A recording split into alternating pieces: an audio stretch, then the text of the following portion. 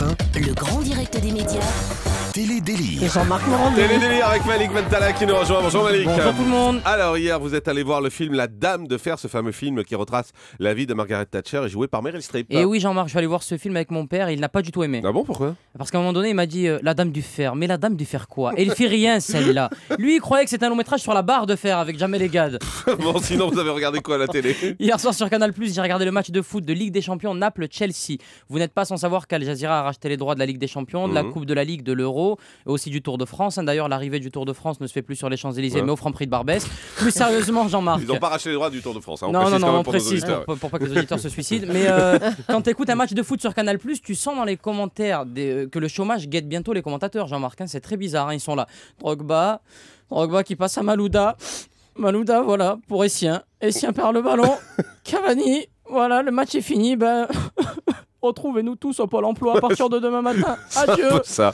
Bon, après, vous avez regardé votre émission du moment. Oui, exactement, Jean-Marc. Encore une chance, le télécrochet parrainé par Camaro. Et d'ailleurs, je sais exactement pourquoi Camaro parraine cette émission. Ah bon, pourquoi? Parce qu'il sait de quoi il parle. Le mec, il appelle tous les jours ses producteurs en leur disant s'il vous plaît, laissez-moi encore une chance. S'il vous plaît, je vais faire un tube. Une dernière chance, s'il vous plaît, mal ma tête. Pour moi, s'il vous plaît, ma tête, ça pique. Ensuite, j'ai regardé sur. Parle tout comme ça chez vous? Ouais, j'ai l'habitude de prendre la ligne 9, c'est pour ça. Moi, je la Ouais, prends tous les matins avec Bessame Mucho, avec un accordéon. Ensuite, j'ai zappé sur France 5 à 21h40. Il y avait un documentaire intitulé Dorémy, la cité. En fait, pendant un an, des enfants de 7 à 12 ans issus de cités sensibles ont reçu un instrument afin de former un orchestre symphonique. Ah, c'est une super initiative ça. Oui, mais ils n'ont jamais rendu les instruments, les gamins. Ils les ont revendus, les enfoirés. Tu me diras, tu les comprends. Quand t'as vu le prix d'un piano, c'est le PIB du Rwanda, le truc. Bon, vous avez regardé France 3 aussi. Oui, on en parlait, Jean-Marc. J'ai regardé la soirée Plus belle la vie. Vous savez, Plus belle la vie, hein, la série qui se passe à Ah oui, Marseille je sais, bien où sûr. les gens ont l'accent de Paris. Qu'est-ce qui fait bon vivre dans ma cité phocéenne? Et dis donc, piche, ne m'emboucane pas. Et allons de ce pas au stade Vélodrome pour voir un match de l'Homme. Mais Jean-Marc, les Marseillais sont des vrais. L'Homme, c'est l'Olympique de Oui, oui, Marseille. bah oui, bien sûr. Merci quand même. Le mec explique toutes ses vannes. Oui. Voilà. Les Marseillais sont des vrais Pourtant, passionnés, c'était drôle, hein, Jean-Marc. c'est dommage que vous l'ayez expliqué. Ah, j'ai tout cassé. Ouais. Désolé, je suis On va désolé. refaire peut-être Malik. On refait. Mais pas depuis le début. Hein, Non, parce que d'accord. l'histoire de votre père, non. D'accord, ok. Oh, mais c'est raciste, ça. Attendez. Il est halal, mon père. Enfin, bref. Les supporters de Marseille sont des vrais passionnés, Jean-Marc. Vous savez de quoi je parle. La dernière fois, je suis allé au stade Vélodrome justement pour voir un match de l'OM. À côté de moi, il y avait une fille sublimissime, magnifique. Elle regardait le match. Les gens regardaient le match. Moi, je la regardais elle. Elle était très belle. À un moment donné, t'as un joueur de Marseille qui rate une occasion. Elle se lève, elle fait un culé de ta race, à mon biais, ça me casse les burnes. Allez, je me barre. Je me suis barré. Bah oui, vous avez bien fait. Après, il y avait Harry Roselmack chez les traders. Et oui, voilà, à un moment donné dans le reportage, t'as Harry qui rentre dans une banque et qui dit bonjour, je suis Harry Roselmack, le beau gosse, présentateur chez TF1.